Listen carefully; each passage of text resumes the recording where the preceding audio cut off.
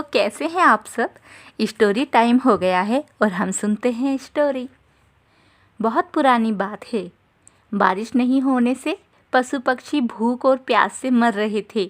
सभी खाने और पानी की तलाश में अपना घर और घोंसला छोड़कर दूसरी जगह जा रहे थे। उसमें एक चिड़ियों का झुंड भी था। झुंड के सरदार ने कहा, हमारा झुंड अगर यहाँ कुछ दिन और रहा तो हम सब मर जाएंगे। हमें हिमालय की ओर उड़कर जाना चाहिए। हम कल सुबह यहाँ से चले जाएंगे। सुबह चिड़ियों का सरदार झुंड को लेकर हिमालय के लिए उड़ चला। उड़ते उड़ते सभी थक गए। चिड़ियों के सरदार ने कहा, हम 2 दिन यहीं रुकेंगे, फिर आगे जाएंगे। रास्ता बहुत लंबा है। झुंड में मोनी और सोनी 2 चिड़िया बहुत गहरी दोस्त थी। मोनी बहुत होशियार थी। उसने सोचा, चलो आसपास थोड़ा घूम कर आते हैं, एक चक्कर तो लगाते हैं। बहुत भूख लगी है, हो सकता है कुछ खाने को मिल जाए। और सोनी को बिना बताए ही उड़ जाती है। सोनी अभी थोड़ी दूर ही गई थी, देखती है सड़क पर अनाज से भरी बैलगाड़ियाँ जा रही हैं और अनाज की बोरियों में से अनाज भी निकल निकल कर सड़क पर गिर रहा है। मन ही मन मोनी चिड़िया बहुत खुश होती है। वो सोचती है, मैं इस जगह के बारे में किसी को नहीं बताऊंगी। क्यों बताऊं? ये मैंने ढूंढी है, इस पर मेरा अधिकार है। मैं यहाँ कल अकेले ही आऊँगी।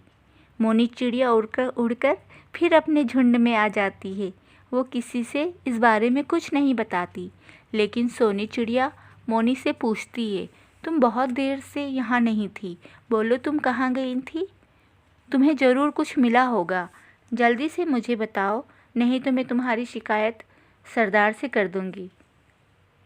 मैं तो तुम्हारी दोस्त हूँ ना, मुझे बताओ। मोनी चिड़िया डरने का नाटक करती है, कहती है, सोनी तुम्हें क्या बताऊँ, मैंने ढेर सारा अनाज देखा, लेकिन वहाँ इंसान थे, शिकारी थे, उनके हाथ में बड़ी बड़ी बंदूकें थी, इसलिए मैं डर कर आ गई। सोनी चिड़िया कहती है, अच्छा किया मोनी तुमने, खाना हमें हमारी जान से कीमती नहीं है, अब तुम वहाँ कभी मत जाना। मोनी चिड़िया मन ही मन बहुत खुश होती है।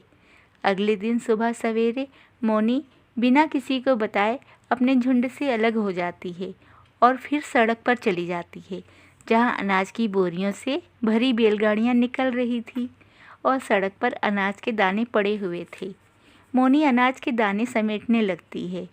वो पास ही घोंसले में अनाज के दाने इकट्ठा कर कर रखती है। अनाज के ढेर सारे दाने इकट्ठा कर लिए, पर मोनी की लालच रुक ही नहीं रही थी। वो सोच रही थी कि मैं इतने सारे अनाज इकट्ठा करूँगी कि मुझे अगले 2-3 साल तक काम नहीं करना पड़ेगा और मैं आराम से अनाज खाऊंगी। वो भूल गई कि सड़क पर गाड़ियाँ आती जाती हैं। वो मन तन से केवल दाने समेटने में लगी हुई थी। उसे गाड़ियों की आवाज़ भी नहीं आ रही थी। उसकी लालच इतनी बढ़ गई थी कि उसे अपनी जान की भी फिक्र नहीं थी। एक बैलगाड़ी उसकी बिल्कुल समीप आ गई, फिर भी मोनी ने बिल्कुल ध्यान नहीं दिया।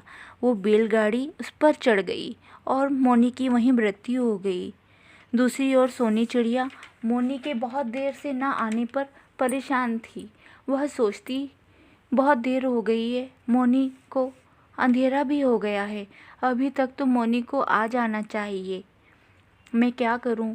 सरदार जी को बताऊं या ना बताऊं? ज़्यादा देर होने पर सोनी ने झुंड के सरदार जी को बता दिया, मोनी बहुत देर से नहीं है सरदार जी।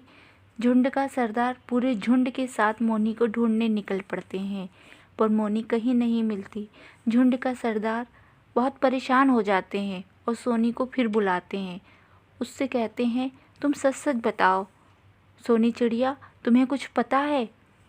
सोनी कहती है, हाँ सरदार, वो कल सड़क पर अकेले गई थी, जहाँ उसने ढेर सारे गेहूं के अनाज के दाने देखे थे। पर मोनी ने कहा, वहाँ बंदूक लेकर एक शिकारी घूम रहा है, हम लोग वहाँ नहीं जा सकते, इसलिए मैंने आपको कुछ नहीं बताया। सरदार बूढ़ा था, सारी बातें पल भर में समझ जाता है। वो झुंड को लेकर सड़क पर जाता है, जहाँ मोनी चिड़िया मरी हुई पड़ी थी। सरदार ठंडी आह भरते हैं और कहते हैं, लालच, झूठ और धोखे का यही परिणाम होता है साथियों। मोनी चिड़िया ने लालच में आकर अपने झुंड को धोखा दिया, इसलिए मोनी को अपने जीवन से हाथ धोने पड़े। देखा बच्चों, मोनी चिड़िया के साथ क्या हुआ। हमें अपने जीवन में अपनों के साथ छल नहीं करना चाहिए, उन्हें झूठ और धोखा नहीं देना चाहिए।